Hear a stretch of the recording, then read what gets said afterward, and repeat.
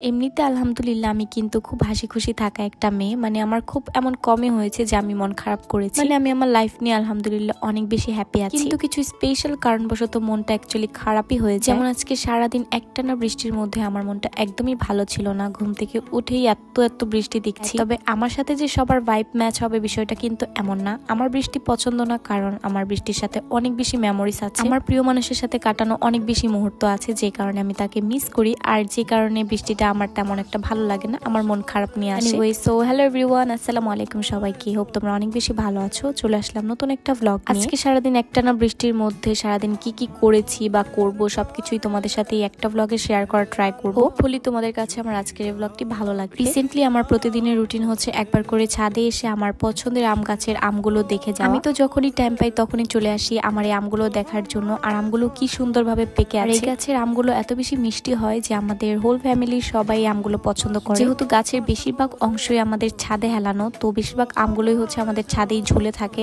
আর যখন পাকে তখন দেখতে যে কি সুন্দর লাগে মাশাআল্লাহ। পাকা আমগুলো বেছে বেছে ঝুড়িতে রাখি, এটাই অ্যাকচুয়ালি আমার চোখের শান্তি। বাট তেমন করে খাই না, কারণ খেতে খেতে এখন এক প্রকার অভক্তি হয়ে গিয়েছে। যাই হোক, তো ছাদ থেকে নিচে এসে দেখি এখানে একটা ইলাহি কাণ্ড হয়ে গিয়েছে। মানে আমার ছোট বোন, যে কিনা কখনো কিচেনের ধারে কাছে আসে, রান্না বান্না তো দূরে থাক, সে হচ্ছে আমাদের জন্য আজকে পরোটা বানাচ্ছিল, মানে ব্রেকফাস্ট। আর এটা কিন্তু ফর দ্য ফার্স্ট টাইম না, ওর হচ্ছে পরোটা অনেক বেশি পছন্দ, যে কারণে একটু কিছু হলেই মানে একটু ক্ষুধা লাগলে ওরালটা দিয়ে চলে আসে পরোটা বানানোর জন্য। But to be very honest, ওর হাতের পরোটা আসলে অনেক বেশি মজা হয়। একদিক দিয়ে পরোটা বানিয়েছে আর আরেক দিক দিয়ে হচ্ছে আমি এখানে চা বানিয়ে নিয়েছি। মানে পরোটা একদম ইনকমপ্লিট উইদাউট চা। বাই দ্য ওয়ে গাইস, তোমরা কারা কারা আমার মতো পরোটাকে এরকম রোলের মতো সুন্দর করে পেঁচিয়ে তারপর হচ্ছে চায়ে ডুবিয়ে খাও, অবশ্যই কিন্তু আমাকে কমেন্ট করে জানাবে। এটা হচ্ছে আমার ছোটবেলার একটা অভ্যাস, যেটা হচ্ছে এখনো চেঞ্জ হয়নি। আর আমি চাইও না এটা চেঞ্জ হোক, কারণ এমনিতে চা খেতে আমার অনেক বেশি ভালো লাগে পরোটা দিয়ে। নরমালিও তো চায়ের সাথে ভিজিয়ে খাওয়া যায়, বাট এভাবে খেলে লাগে যে এটার টেস্টটা আরো বেশি দ্বিগুণ হয়ে যায়। যারা এখনো ট্রাই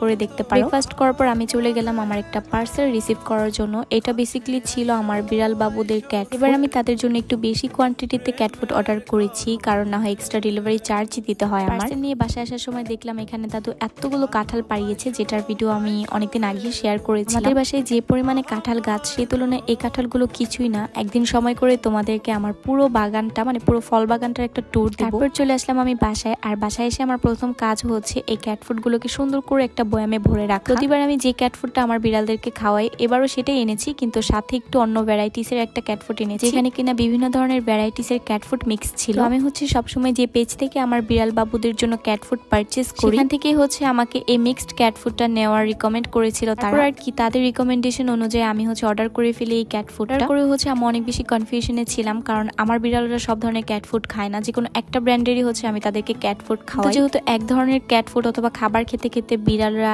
একঘেয়েমি হয়ে যায়, যে কারণে আমি চাচ্ছিলাম ওদের মুখের টেস্টটা চেঞ্জ করতে। আর এই যে কথা বলতে বলতে তারা চলেও এসেছে। মানে আমাকে কিছু একটা করতে দেখলেই তারা চলে আসে, যেখানেই থাকুক কিছু করে হচ্ছে তাদের জন্য আমি শান্তিই পাই না। যেহেতু তারা এই পর্যন্ত চলে এসেছে, তাই আমি ভাবলাম যে তাদেরকে ক্যাট ফুডটা দিয়ে দেখি যে তারা সেই মিক্সড ক্যাট ফুডটা খায় কি। মাশাআল্লাহ তারা কিন্তু খুব মজা করে খাচ্ছিল। এটা আমি এক্সপেক্ট করিনি, আমি জাস্ট ট্রাই করার জন্য এনেছিলাম। যদিও না খেলে আমি অন্য কাউকে হচ্ছে ক্যাট ফুড গুলো দিয়ে দিতাম, যেহেতু মাশাআল্লাহ তারা খাচ্ছে, তাই আমাকে এক্সট্রা কোনো প্যারা নিতে হলো না। তাদেরকে খেতে দিয়ে আমি চলে আসলাম লাঞ্চ করার জন্য। এসে তো আমি পুরাই সারপ্রাইজড হয়ে গিয়েছিলাম। একদম আমার মনের মতো সব, মানে আমার যা যা পছন্দ আম্মু আজকে তাই রান্না করেছে। একদম ওয়েদার ডিমান্ড সব রান্না করেছিল। সারাদিন ঝুম বৃষ্টির মধ্যে যদি এরকম ভুনা খিচুড়ি আর সাথে এরকম বেগুন ভর্তা ঝাল ঝাল, সাথে আম্মুর হাতে স্পেশাল আমের আচার। এই আমের আচারে যত প্রশংসাই আমি করব ততই কম হয়ে যাবে। ও হ্যাঁ, যেটা ভুনা খিচুড়ির সাথে একদম না হলেই না, সেটা হচ্ছে মুরগির মাংস অথবা গরুর মাংস। ভুনা খিচুড়ির সাথে মাস্ট হ্যাভ একটা আইটেম হচ্ছে এই মুরগির মাংস অথবা গরুর মাংস। আমার তো দুইটা দিয়ে খেতে অনেক বেশি মজা লাগে। এগুলোই ছিল আজকে আমাদের দুপুরের মেনু। খাওয়া দাওয়া শেষ করে একটা লম্বা ঘুম দিয়ে ওঠার পর আমার অনেক বেশি ইচ্ছা করছিল ফ্রেঞ্চ ফ্রাই খেতে, তবে সেটা আমার হাতের। আর আমার বাসায় সবাই বলে আমার হাতের ফ্রেঞ্চ ফ্রাই নাকি অনেক বেশি মজা হয়।